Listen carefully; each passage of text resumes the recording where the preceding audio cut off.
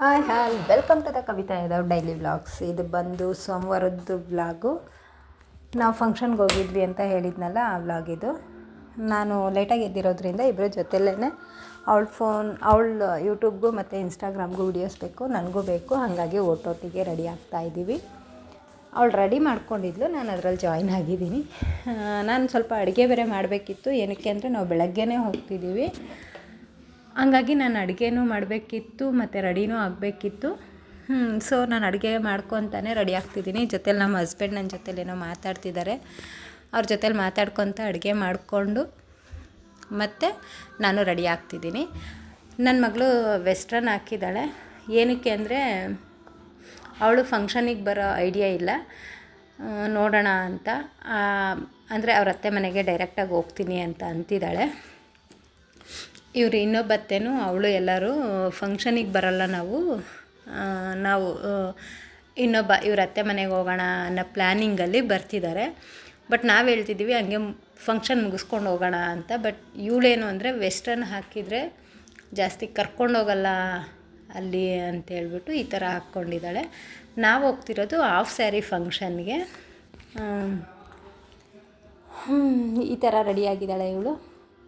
ಅವಳು ಆಯಿತು, ಇನ್ನೇನು ಆಲ್ಮೋಸ್ಟ್ ಆಗ್ತಾ ಬಂದಿದೆ. ಮತ್ತು ನಾನು ಎರಡೂ ಕಡೆ ನೋಡಿಕೊಂಡು ನಮ್ಮ ಹಸ್ಬೆಂಡ್ ಹತ್ರನೂ ಏನೋ ಡಿಸ್ಕಷನ್ ಮಾಡಿಕೊಂಡು ರೆಡಿ ಆಗ್ತಿರೋದ್ರಿಂದ ನಂಗೆ ಸ್ವಲ್ಪ ಟೈಮ್ ತೊಗೊಂತು. ನಾನು ಬಂದು ಬ್ಲ್ಯಾಕ್ ಸ್ಯಾರಿ ಹಾಕಿದ್ದೀನಿ. ಅದು ನಾನು ತೊಗೊಂಡು ಒಂದು 4 ವರ್ಷ ಆಗಿದೆ. ಒಂದು ಸಾರಿ ಹಾಕಿದ್ದೀನಿ. ಎಲ್ಲಿ ಉಡಬೇಕು ಅಂದರೂ ಬ್ಲ್ಯಾಕ್ ಸ್ಯಾರಿ ಅಂತ ಹೇಳ್ಬಿಟ್ಟು ಸ್ವಲ್ಪ ಅದನ್ನು ಸೈಡ್ಗಿಟ್ಟಿದ್ದೆ.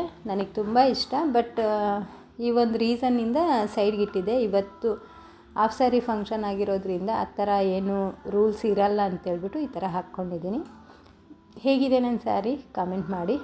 ಇದು ನೆಕ್ ಪೀಸ್ ನೋಡಿ ಹೆಂಗಿದೆ, ತುಂಬ ಚೆನ್ನಾಗಿ ಸೆಟ್ ಆಗಿತ್ತು, ತುಂಬ ಇಷ್ಟ ಆಯಿತು. ತುಂಬ ಜನ ಕಾಮೆಂಟ್ ಕೂಡ ಮಾಡಿದ್ದಾರೆ. ನಾನು ವಾಟ್ಸಪ್ಗೆ ಹಾಕಿದಾಗ ವಾಟ್ಸಪ್ಪಲ್ಲೂ ತುಂಬ ಜನ ಕೇಳಿದರು ಎಷ್ಟಾಯಿತು ಏನು, ಅದು ತುಂಬ ಚೆನ್ನಾಗಿದೆ ಅಂತ. ಅದಾದಮೇಲೆ ನನ್ನ ಮಗಳು ಪರ್ಫ್ಯೂಮ್ ಹಾಕಿದ್ಲು.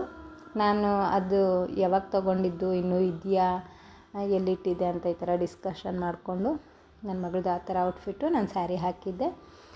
ಬಂದರು ಅಷ್ಟರಲ್ಲಿ ನನ್ನ ಮಗ ನೋಡಿ ರೆಡಿ ಆಗಿಬಿಟ್ಟು ಫೋನ್ ನೋಡ್ತಿದ್ದಾನೆ. ಅಷ್ಟರಲ್ಲಿ ನಮ್ಮ ಅತ್ತೆ ಮಕ್ಕಳು ಮತ್ತು ಮೊಮ್ಮಗಳು ಎಲ್ಲ ಬಂದರು. ಇಲ್ಲಿ ನೋಡಿರಿ ನಮ್ಮ ಗುಂಡು ಮರಿ, ನನ್ನ ಚಿಕ್ಕ ಮಗಳು ಮುದ್ದು ಮರಿ. ಇದು ನಮ್ಮ ಮನೇಲಿ ಈಗ ಇರೋ ಎಲ್ಲ ಚಿಕ್ಕ ಮಕ್ಕಳಲ್ಲಿ ಇದೊಂದು ಚಿಕ್ಕ ಪುಟಾಣಿ. ಇದು ಎಲ್ಲರೂ ರೆಡಿಯಾಗಿ ಬಂದಿದ್ದರು. ಇವಳು ಡ್ರೆಸ್ ಹಾಕ್ಕೊಂಡಿದ್ದಾಳೆ, ಸೀರೆ ಹಾಕ್ಕೊಂಡಿಲ್ಲ. ಏನಕ್ಕೆ ಅಂದರೆ ಫಂಕ್ಷನಿಗೆ ಬರಲ್ಲ ಅಂತ. ನೋಡೋಣ ಏನಾಗುತ್ತೆ ಅಂತ ಗೊತ್ತಿಲ್ಲ. ನಾವು ಹೊರಟ್ವಿ ಈಗ ಎಲ್ಲರೂ. ನಾವು ಹೊರಟಾಗ 7:30 ಆಗಿತ್ತು. 7:30 ಹೊರಟು ಹೋದರೆ ಸಿಕ್ಕಾಪಟ್ಟೆ ರಶ್ ಆಗೋಯಿತು.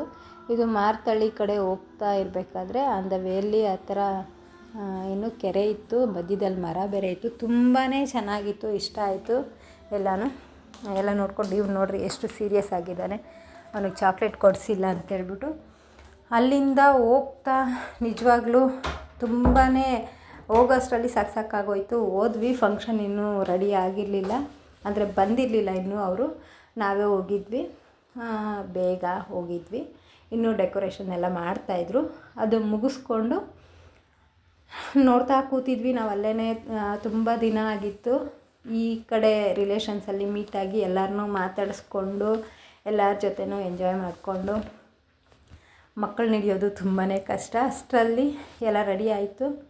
ಆಗಿದ ತಕ್ಷಣ ಯಾರು ನಮ್ಮ ಏನಂತಾರೆ, ನಮ್ಮ ಹಸ್ಬೆಂಡ್ ಕಡೆ ರಿಲೇಷನ್ಸ್ ಎಲ್ಲ ತುಂಬ ಜನ ಬಂದಿದ್ದರು. ತುಂಬ ಮಾತಾಡಿಕೊಂಡು ಎಂಜಾಯ್ ಮಾಡಿದ್ವಿ. ಇಲ್ಲಿ ನೋಡಿ ಇವಳ್ದೇನೆ ಫಂಕ್ಷನ್, ಹಾಫ್ ಸ್ಯಾರಿ ಫಂಕ್ಷನು. ಚಿಕ್ಕ ಹುಡುಗಿ ಇನ್ನು, ಬಟ್ ಎಷ್ಟು ಬೇಗ ಹೆಣ್ಮಕ್ಳು ದೊಡ್ಡವರಾಗ್ತಾರೆ ಅಲ್ವಾ. ಫಂಕ್ಷನ್ ಎಲ್ಲ ಮುಗಿಸ್ಕೊಂಡು ನಾವು ಗಿಫ್ಟ್ ಕೊಟ್ವಿ. ನಾವು ಅರಿಶಿನ ಕುಂಕುಮ ಇಟ್ಬಿಟ್ಟು ಗಿಫ್ಟ್ ಕೊಟ್ಟು ನಾವು ಅಲ್ಲಿಂದ ನಾವು ಏನಂತಾರೆ ಇನ್ನೊಂದು ನಮ್ಮ ಅತ್ತೆ ಮಗಳ ಮನೆಗೆ ಹೋಗಬೇಕು ಅಂತ ಪ್ಲ್ಯಾನ್ ಇದ್ದಿದ್ದರಿಂದ ಸ್ವಲ್ಪ ಬೇಗ ಅಂದ್ಕೊಂಡ್ವಿ. ಬಟ್ ಊಟ ಎಲ್ಲ ಮುಗಿಯೋ ಅಷ್ಟರಲ್ಲಿ ಲೇಟೇ ಆಗೋಯಿತು.